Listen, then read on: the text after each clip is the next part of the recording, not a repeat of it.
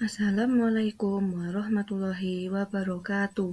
Perkenalkan, saya Endah Venita Rahayu Putri, PPG PGSD Prajabatan 2022 gelombang 1 dengan NIM 2022106310131093.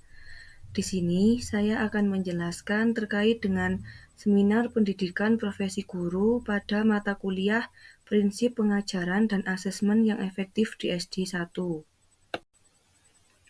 Review pengalaman belajar. Pada mata kuliah prinsip ini, saya telah belajar sebanyak 7 topik, di mana topik pertama saya mempelajari tentang telaah perencanaan pembelajaran dan perencanaan asesmen untuk pendidikan di SD. Topik 2 mempelajari tentang implementasi prinsip dan strategi pembelajaran paradigma baru dalam perencanaan pembelajaran dan asesmen untuk SD. Topik 3 mempelajari tentang analisis capaian pembelajaran berdasarkan karakteristik peserta didik anak usia sekolah dasar.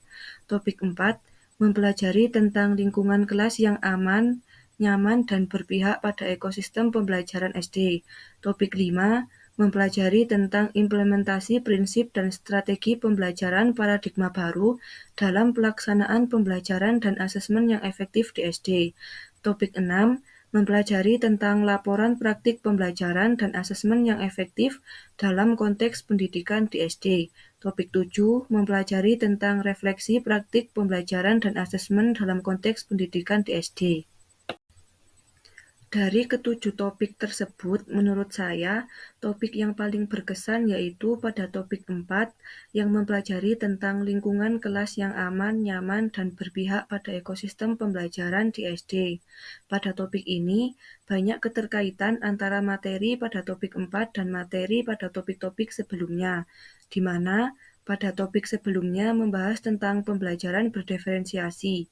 Pada pembelajaran berdiferensiasi, guru harus mampu memberikan fasilitas kepada peserta didik sesuai dengan karakteristik dan kebutuhannya, sehingga dapat menciptakan suasana belajar yang menyenangkan.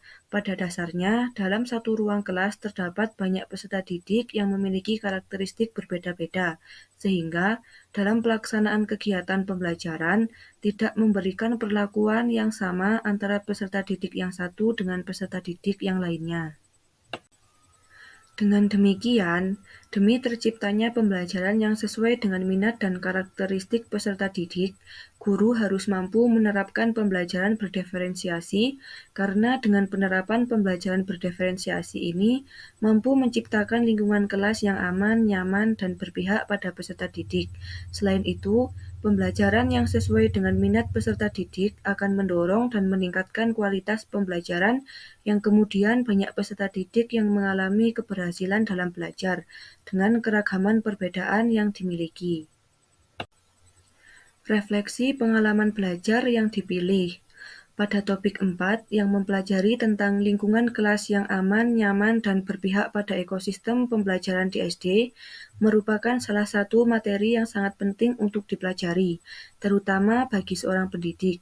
Dengan adanya materi ini dapat memberikan saran yang tepat untuk menciptakan pembelajaran yang kondusif. Sebagai pendidik, perlu mempersiapkan rencana pembelajaran yang mampu menciptakan suasana kelas yang aman, nyaman, dan berpihak pada peserta didik, sesuai dengan ekosistem pembelajaran. Dalam proses pembelajaran, guru harus mampu mengimplementasikan hal tersebut dan mengakomodir kebutuhan peserta didik demi menciptakan pembelajaran yang berpihak pada peserta didik atau student center. Pada mata kuliah prinsip pengajaran dan asesmen yang efektif di SD ini, saya mempelajari setiap topik terutama pada topik 4, lingkungan kelas yang aman, nyaman, dan berpihak pada ekosistem pembelajaran SD dengan berbagai tahap. Tahap yang pertama, demonstrasi kontekstual. Tahap yang kedua, elaborasi pemahaman. Tahap yang ketiga, koneksi antar materi. Dan tahap keempat, yaitu aksi nyata.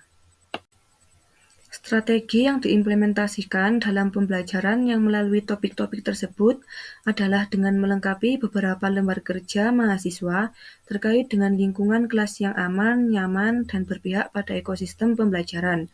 Selain itu, diberikan fasilitas untuk melakukan kegiatan diskusi dengan teman sejawat untuk saling berbagi informasi dan juga bertukar pikiran. Yang selanjutnya yaitu tentang analisis artefak pembelajaran. Artefak pembelajaran pada topik 4 tentang lingkungan kelas yang aman, nyaman, dan berpihak pada ekosistem pembelajaran di SD yang mendukung hasil refleksi pengalaman belajar, yaitu pada bagian tahapan demonstrasi kontekstual, elaborasi pemahaman, koneksi antar materi, dan juga aksi nyata. Berikut juga saya lampirkan link artefak pembelajaran yang sudah saya lalui. Analisis artefak pembelajaran. Yang pertama pada tahap demonstrasi kontekstual.